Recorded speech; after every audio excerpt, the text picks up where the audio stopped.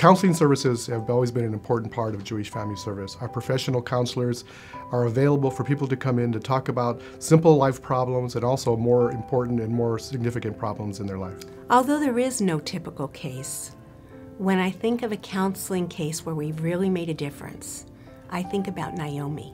Naomi first came to us after the death of her father, who she described as her rock. And I remember that she said that her husband had always been an angry man, and I think he was occasionally violent. But when they got to the United States, he became increasingly violent. But Naomi, after about a year, found the strength, with the help of her father, to leave him. He was so angry, he refused to pay any support for the children. So Naomi had to turn to her father both for economic help and for help with raising the children. So when he died, she was devastated emotionally and financially. A neighbor suggested that Naomi contact JFS, and the JFS counselors immediately stepped in to provide both emergency support and counseling. They gave her food, they found her clothing, and they helped her to rebuild her life. I work with a woman in her 70s. She's a widow twice over, and within a short period of time, both her second husband and her daughter, her only child, died. And she came in to deal with her bereavement issues and has been coming now for over a year.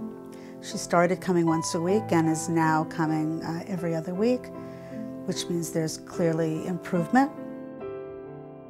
An example of one client would be a very sweet little girl who presented herself in school kind of day after day without a lunch.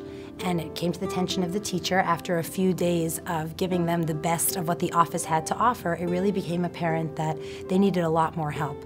And upon closer investigation, both parents were out of a job on some version or another of a medical disability.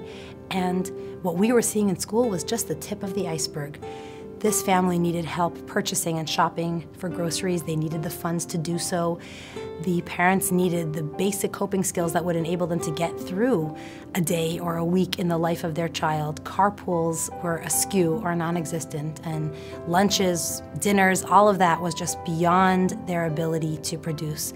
And so we were able to step in very much, again, like that safety net, to help provide for them and to ultimately enable them to provide for themselves, so that this little girl didn't have to feel that she was always being helped by others, but that they were brainstorming now as a family to continue to really help themselves.